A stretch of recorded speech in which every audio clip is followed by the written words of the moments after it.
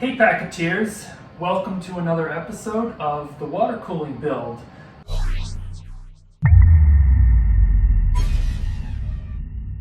Today we're going to be building this nice little table, and the table is going to support our servers, and the servers are going to sit back here. So on our last episode we got this rig built.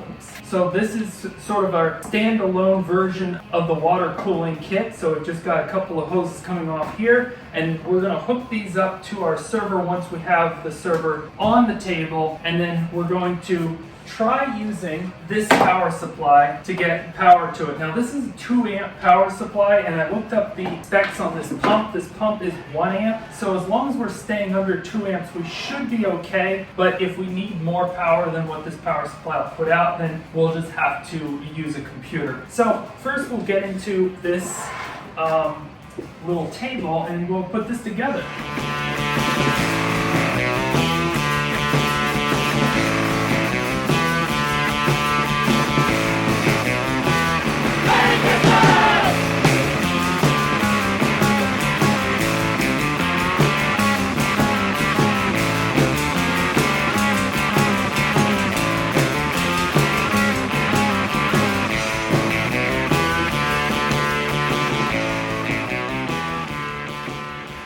There we go.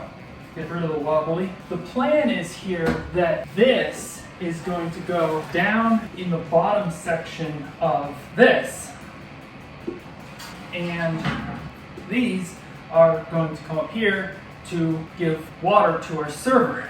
So, and we need to also wire up the power supply for our water cooler, and then we can actually put some water to this thing and see how it runs. This is our power supply here. What I'd like to do is to try to hook this up using the little power supply here, because it's just much easier to use rather than having to drag around a computer with it. What I'm going to do is I'm going to cut this end off. Maybe I'll save a couple of inches here so that this end could be reused for another project, and then I'm going to splice on mating adapter to this so that we provide our 12 volts here. We're going to the goodie box for something to match this. That has pins. Those fit together. Good. So we're not going to try to use this other half. Yellow is going to be our positive and black will be the negative. What I'm probably going to do is order some crimp connectors so that I can connect these really well, but for now just twisted tape is going to tell us if this thing works or not. Yeah, this is just 12 volts. It's very low voltage, so it can't really hurt you. I'm just going to hook up our fans and see if this thing is able to drive our fans and pump.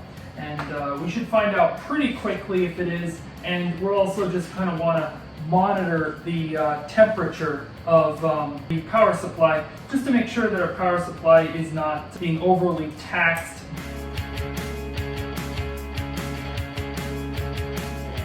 Now the pump needs its own supply of power. There it is. So this is the power supply for a pump. Into this thing. I need a screwdriver to drive that in. Alright. So what I'm going to do now is I'm just going to plug this in for a second and just kind of bump it to see if it comes on, if it's okay. Put the power here. Let's just see what it does. And nothing. So, oh, no, not nothing. Got fans? The question is, yeah, I think we do have pump too. So everything seems to turn on. That's fantastic. Now, the next thing is, what I'm going to do is I'm going to put just a butt connector here so this thing is in a loop. I'm going to put some water in here just so we can cycle some water through it and find leaks. Because everything you put together leaks the first time.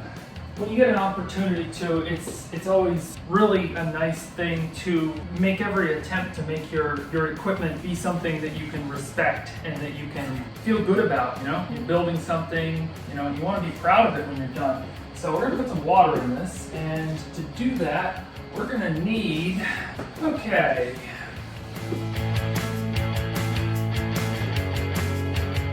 Now you may be wondering what kind of special magic additive water we've decided to go with here. And the answer is that for this purpose, we're going to use just tap water.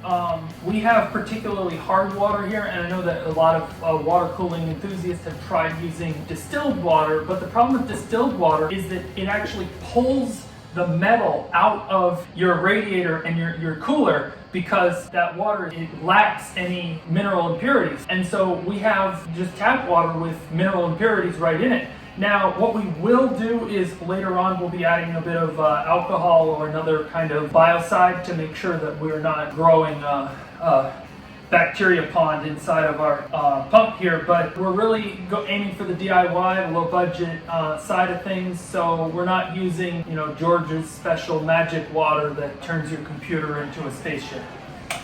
We're just gonna fill up our, that was quick. We're just filling up our radiator here with our water. We just already drained the reservoir in doing so. Put another squirt of water in there. Turn on again. See what we got. I need a few bottles of water here.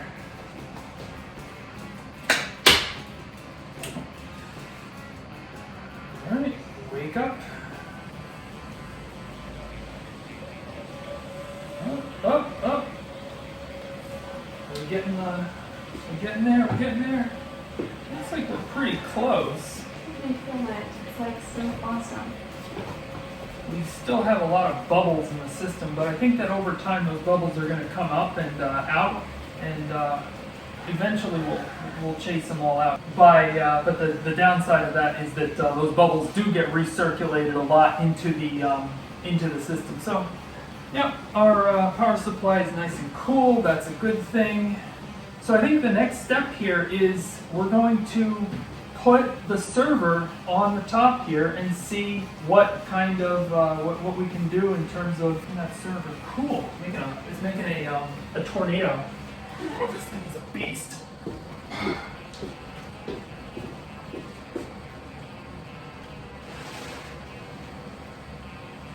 So, you may be wondering, we got this server here, and if you've got one drop of water that hits the server board, it's basically curtains for this thing. So how are we going to, how are we going to be perfect here? Well, this is an experiment, and we know that things might go wrong, but one thing that we're doing to improve our odds is that we're going to run this server upside down. So the board is actually here, and if a drop of water falls off this, if it's just one drop, I mean, if the thing blows up, then that's the end anyway.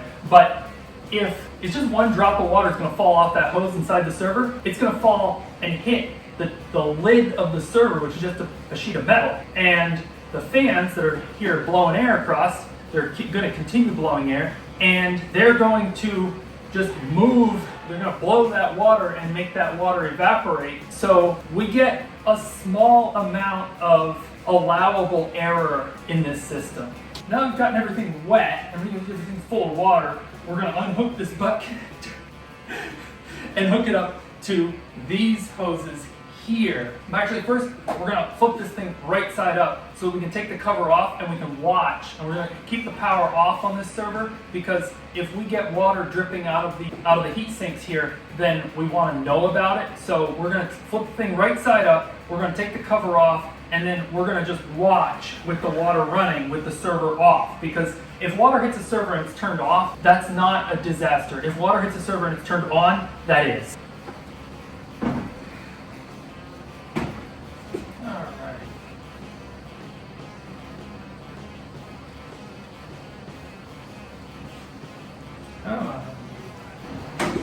I got it.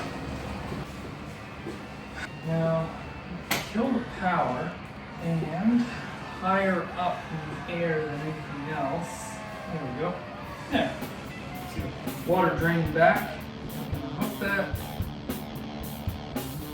All right. A bunch of more air to chase out of this system, but it's the name of the game here.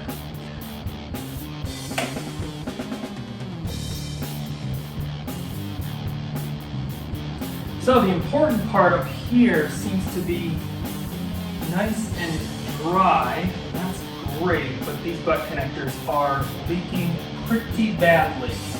So we're gonna put the clamps on them that they're supposed to have anyway. And the way we need to do this, we need to start introducing air into this system. And what we'll do is we'll put a little cup under there to catch the water. So we actually came up short a couple of hose clamps from our order. So for the second butt connector here, we are going to use hillbilly hose clamps, which are zip ties. And I'm going to place an order for a couple more hose clamps, proper hose clamps, and we will just replace these once that order comes in. I'm actually not concerned about a little leaking happening here because this is below the level of the server itself. So if these connectors leak a little bit, it's just going to go on the floor. And like I said earlier, we're not using super fancy stuff. We're not using oil. We're not using anything that's going to be a big disaster if it should leak. So now that we've got these clamped off, we'll turn our power back on and see how it works. I did a little bit of neatening up off camera. I tied this thing down. I checked a couple leaks. I got everything looking excellent. So right now, the next thing I'm going to do is before putting the top onto this server, what I'm going to do is install this iDRAC chip. And we've got 3 of them here, and we're gonna use one for this server.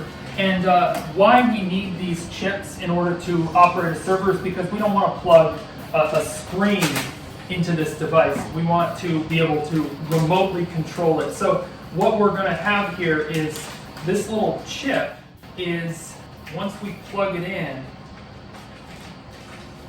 it has an Ethernet port right here. So we're going to be able to plug in a cable into that, and with that cable, we're going to be able to just basically log into the server remotely and be able to see what the screen looks like or what the screen would look like on the server. So we're going to plug this in. We're going to flip the server over, even though I don't see any water coming out anywhere. It's just an extra safety measure that we flip the thing over, so any drips that might come up are going to come up to the roof of the server instead of down onto the board. And then we're going to take these little ears off because we're not racking this thing. This is where it's going to live. It's going to live in the corner here. And we're going to take these ears off to make it a little more aesthetic. And then we are going to basically put it in place, and we're going to start it up. We're going to turn it on to see what it looks like, and we'll see if it comes up and see how the temperatures are on our processors. So now that we've got the iDRAC installed, we're going to flip this thing over, and when we turn it on, we're just going to plug in to this port here, and this should give us a feed of what the screen on this server looks like. So first, we're going to take the little ears off. Aesthetics are important. Oh, these ears use a Torx bit. Maybe we may not take these off.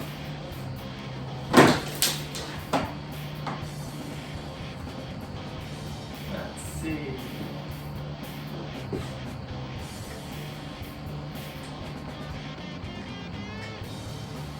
That's not the right one. No, that's not happening. So we're going to need a Torx bit so we can, the right size, so we can take that off. But for now, the ears are going to stay.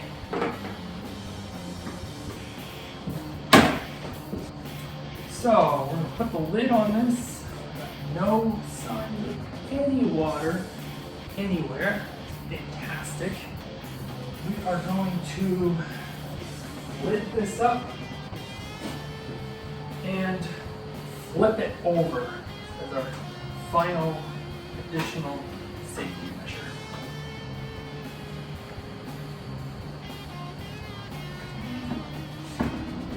Oh yeah, we've got plenty of hose pipe here.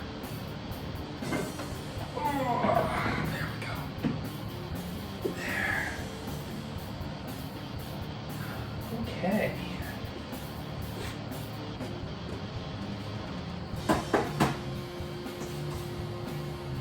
Now, we will want to, we will be tying up these pipes, making it all nice and neat. Off camera, we already did a little install here, but right now, I just want to get the server running and just see, what the temperatures are like. Put it to work, make it go, put it through its cycles a bit here. So that's what we're going to do now. Ourselves a little Ethernet cable. That's going right in the iDRAC. Where's the iDRAC? There's the iDRAC. And the other end is going to go into our laptop.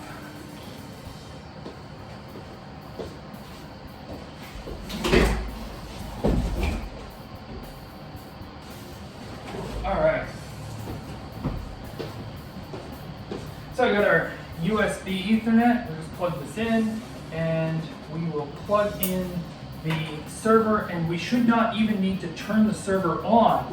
We should be able to just plug it in and be able to talk to the iDRAC. Power. And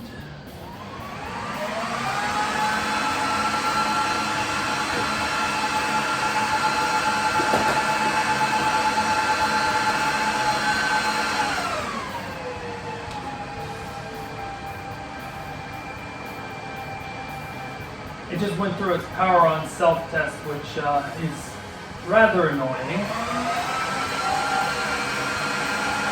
But we should expect the fans to come down because the temperature of our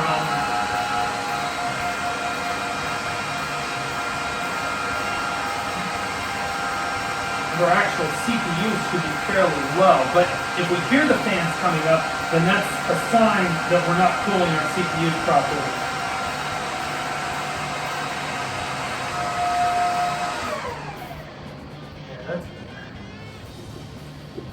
Off, but I'm trying to figure out when I should, call it a day, because once we get into the software side of things, the amount of time that can, get chewed up can just start to get, stupid. iDRAC 6 default.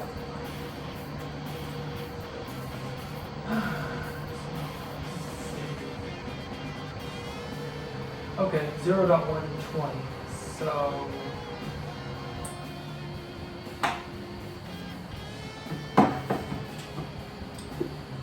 So at this point, we are working on getting the server started up. This is going to be a lot of boring material here because we need to get this iDRAC 6 working and being able to get connected to the server. So I'm going to cut it here, and I'll be back with you once we have a connection to the server, and I'll share my screen and show you how you set up a server like this. Hey folks, so it's a day later, and we did get the server up and running. Unfortunately, we didn't manage to get the iDRAC working because we're just missing parts. So those parts are now on order, and you can see the hoses are coming out the PCI Express port here, and it all seems to be working fantastically. It's impossible even to get the temperature of this thing really more than just a few degrees above room temperature. So I'm quite happy with how this whole thing has come out. The only thing is that we're just still running tap water in here, and since I think this machine, I mean, it is up and running, it's doing work now, so I think that at this point we're gonna put a little bit of alcohol into this water just to get it so it's not gonna start growing creepy crawlies while we're waiting for the other parts to come in.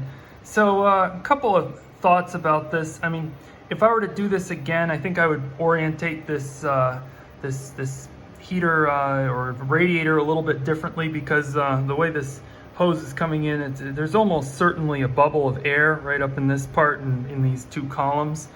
But all in all, I'm very pleased with how it all came out. And the hoses are tied up here, and so I picked up some of this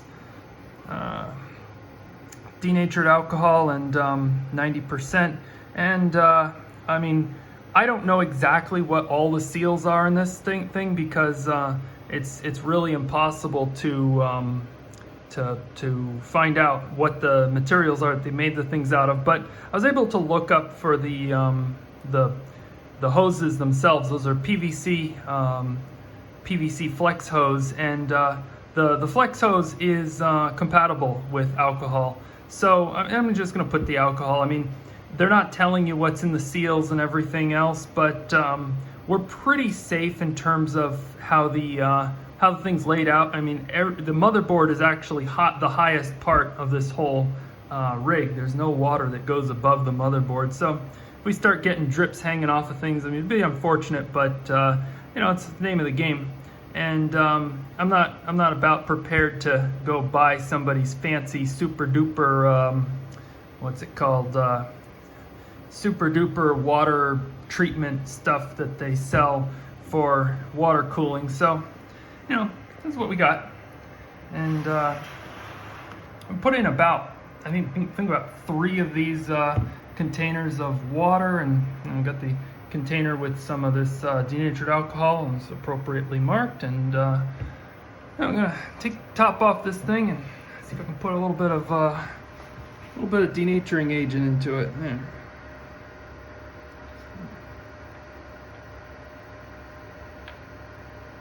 Which, by the way, the alcohol here, I was trying to look up the if there was an MSDS sheet or something on it, but I wasn't able to figure out what the denaturing agent actually is. So I'll just assume that it's relatively safe stuff as far as the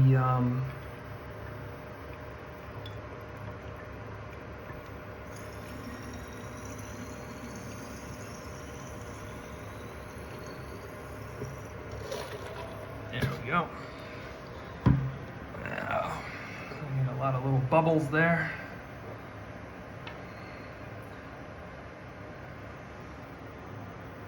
Normally that ought to be enough to, we're looking for, you know, somewhere around 10-20% alcohol at the end, and I'm putting 3 of these things. That's about a half of one, 90%. It might be a little weak, but I think it'll be enough to stop anything from getting started, you know. Anyway, we'll be back on the video when the parts come in and we can do the next servers. Thanks.